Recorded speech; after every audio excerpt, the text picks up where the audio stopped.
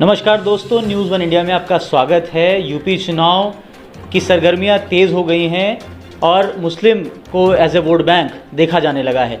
तमाम पार्टियों ने मुसलमानों को as a vote bank treat करना स्टार्ट कर दिया है।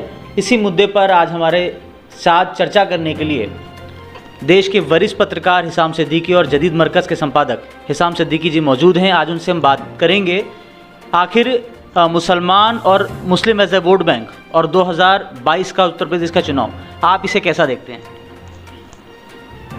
2022 का चुनाव देखते हैं, क्या चुनाव हो रहा है और चुनाव अपने हिसाब से जैसे हमेशा होता है वैसा हो रहा है। उसमें कोई मुस्लिम वोट बैंक अभी तो खामोश है, अभी तो कोई कुछ कह नहीं रहा है। हाँ, दूसरी तरफ से ज़रूर कहा जा रहा है कि हम हिंदुत्व पे चुनाव लड़ेंगे। तो अगर वो हिंदुत्व पे चुनाव लड़ेंगे तो हिंदुओं की भी कुछ जिम्मेदारी बनेगी, देश को हिंदुत्व से बचाने की, खाली मुसलमानों की तो बनेगी नहीं। तो उसमें हिंदू तबका भी सामने आएगा, मुसलमान भी आएंगे, यही होगा। मुसलमानों के जैसे कि MIM ने मुसलमान डिप्टी CM की मांग की है, इसे आप कितना सही मान रहे हैं? मुसलमानों के लिए कितना फ़ायदेमंद रहेगा ये? मुझे तो हैरत होती है, वो ऐसे ही लंदन से पढ़ के आए हैं और उनकी एजुकेशन इतनी पुअर है कि उनको पता ही नहीं है आप देश में डिप्टी CM या डिप्टी PM नाम की कोई चीज़ संवैधानिक कोई ओहदा नहीं है। Deputy CM is also like a cabinet minister. तो अगर डिप्टी नाम देना, तो डिप्टी नाम दे के क्या कर लोगे? वरना हमने तो 2 सरकारें आपने भी देखी, पूरे उत्तर प्रदेश ने देखा है। आजम खां थे अखिलेश के साथ, वो तो सुपर चीफ मिनिस्टर कहलाते थे। नसीमुद्दीन सिद्दीकी मायावती के साथ थे तो मायावती से ज़्यादा डिपार्टमेंट उनके पास होते थे। डिप्टी लफ्ज़ लगाने की क्या ज़रूरत है? आप ही के जवाब से एक सवाल पैदा होता है कि समाजवादी पार्टी के वरिष्ठ नेता आज़म खान रहे और बसपा से नसीमुद्दीन सिद्दीकी रहे, लेकिन मुसलमान की राजनीति के ये बड़े चेहरे रहे, लेकिन इनके बावजूद मुसलमान का विकास उस स्तर पर लोग कहते हैं, विपक्षी पार्टियाँ कहते हैं कि इन लोगों ने भी ठगा। इसको कितना आप सही मानते हैं? देखिए, हर पॉलिटिकल पार्टी और हर तबका, वो हिंदू हो या मुसलमान हो या यादव हो या कुर्मी हो या ब्राह्मण हो, हर कोई हमेशा डिससेटिस्फाई रहता है। अब आप देखिए, बीजेपी तो ब्राह्मणों की पार्टी कही जाती है, तो ब्राह्मण कहते हैं हमारे साथ बड़ी जाति हो गई। तो ये कोई सरकार किसी तबके को उतना मुतमईन नहीं कर सकती जितना वो लोग खुद चाहते हैं कि हम इतने इस लेवल तक मुतमईन हों। ये बात है बस। बाकी ये सोचना कि ठगता वगता कोई नहीं है। ठगते लोग अपने आप से हैं। भाई, एक तरफ तो ये इल्ज़ाम है कि मुलायम सिंह को तो मुल्ला तक कह दिया इन लोगों ने, मुल्ला मुलायम सिंह। इसके बावजूद अगर मुसलमान कहे कि हमको ठगा गया, तो फिर जिस आदमी के लिए कहा गया वो कहाँ खड़ा होगा? ये कहना कि वो ठगा जाता है, ठगा होगा नहीं जाता। हाँ, मुमकिन है कुछ काम ना हुए हैं लोगों के, लेकिन ये भी है कि कुछ काम होते भी हैं, बहुत काम होते हैं।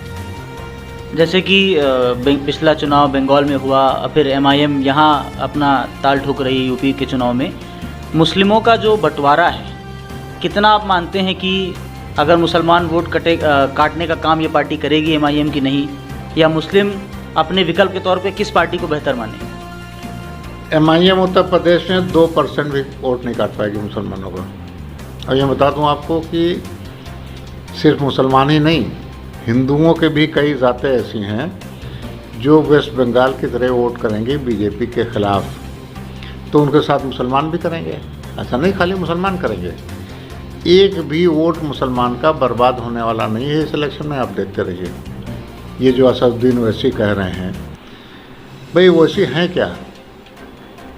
ओवैसी कांग्रेस के खिलाफ हैं, ओवैसी समाजवादी पार्टी के खिलाफ हैं, ओवैसी BSP के खिलाफ हैं, ओवैसी ममता के खिलाफ हैं, ओवैसी RJD के खिलाफ हैं, वो जनता दल U के खिलाफ हैं, वो जनता दल S के खिलाफ हैं। कर्नाटक भी चुनाव लड़ने गए थे। तो आप हैं क्या भाई? जितनी सेकुलर पार्टियां कही जाती हैं, एंटी BJP पार्टियां कही जाती हैं, आप उन सब के तो खिलाफ हैं। तो आप क्या हैं फिर? जाहिर है क्या हैं फिर? तब तो BJP हैं आप, सीधे सीधे। तो ये बात अब लोग समझने लगे हैं। वरना वैसे ये कहते हैं कि हम बैकवर्ड दलित और मुसलमानों को इकट्ठा करके सरकार बनाएंगे। वो तेलंगाना से आते हैं। आंध्र प्रदेश बंटने के बाद जो तेलंगाना बना है, वो इत्तेफाक ऐसा है कि पुराने आंध्रा के मुसलमानों की मेजॉरिटी आ गई तेलंगाना में, बैकवर्ड की आ गई, दलितों की आ गई, और हद यह है कि नक्सलाइट भी सारे इधर ही आ गए। नक्सलाइट भी आंध्र प्रदेश में जंगल चौकी उतने नहीं, इसलिए उधर कम गए हैं। तो वैसे अगर इन तीनों को इकट्ठा करने की बात करते हैं तो पहले वो तेलंगाना में तीनों को इकट्ठा करके सरकार एक बार बना लें, फिर हमें हमसे भी कहें देखिए हमने तजुर्बा वहाँ किया, हम तो कामयाब रहे हैं, अब जरा आप लोग भी देखिए।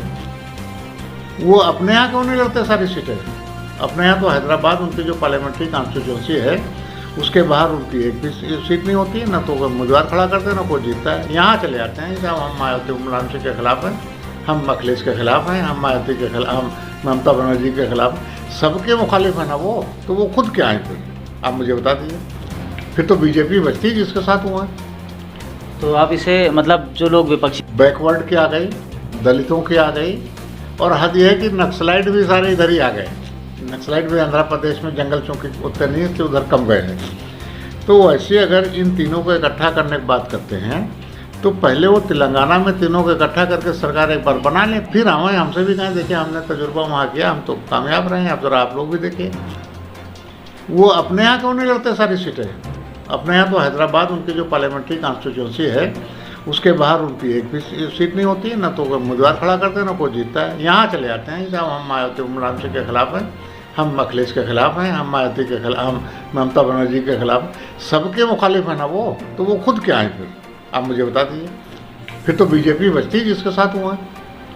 तो आप इसे मतलब जो लोग विपक्षी सेकुलर पार्टियां इल्ज़ाम लगाती हैं बी पार्टी, आप उन्हें मानते हैं कि बीजेपी की वो बी पार्टी हैं। एक आखिरी सवाल वो ये है कि यूपी का जो मुस्लिम वोटर है, चाहे वो नौजवान हो चाहे वो मुस्लिम वोटर है, वो इस उत्तर प्रदेश के ये 2022 का चुनाव है, इसमें उसका क्या मोटिव या क्या मकसद होना चाहिए, किस आधार पर वो वोट करे? कई पार्टियां हैं जो अपने आप को सेकुलर कहती हैं, तो वो वोट एज ए वोटर बड़ा कंफ्यूज है, वो किसे वोट करे?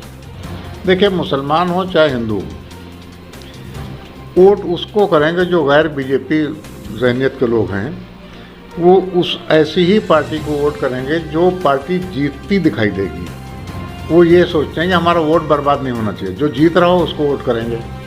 अगर इस हैसियत में कांग्रेस आ जाए तो उससे उसको करेंगे, इस हैसियत में मायावती आ जाएंगे तो उनको कर देंगे, इस हैसियत में समाजवादी आएगी तो उसको करेंगे। अब इत्तेफाक है कि इस वक्त समाजवादी दिख रही है तो ज़्यादातर लोग उसकी तरफ जाएंगे। ये होना भी यही चाहिए, इसमें कोई बुरी बात नहीं है। इसमें कोई एंटी बीजेपी या एंटी मायावती या एंटी कांग्रेस या एंटी कुछ का सवाल नहीं है। इसमें सवाल है कि हर आदमी चाहता है कि भाई हमारा वोट बर्बाद नहीं हो, हम वोट उस पार्टी को जाए हमारा जो पार्टी जीत रही हो। तो जीतती जो दिखाई दे रही वो तो वही दिखाई दे रही है, वो सही दिखाई दे रही है, गलत दिखाई दे रही, बहस हो सकती है इस पर, लेकिन जीतती दिखाई वही रही है। ये थे हिसाम सिद्दीकी साहब, जिन्होंने मुसलमान और यूपी की सियासत के बारे में बेबाक अंदाज में बात कही, और उन्होंने कहा कि मुसलमान बीजेपी को हराने के लिए वो हर पार्टी के साथ जा सकता है जो भी अपने आप को सेकुलर पार्टी कहती हैं। न्यूज़ वन इंडिया से फैसल खान के साथ मैं इरफान शाहिद। नमस्कार।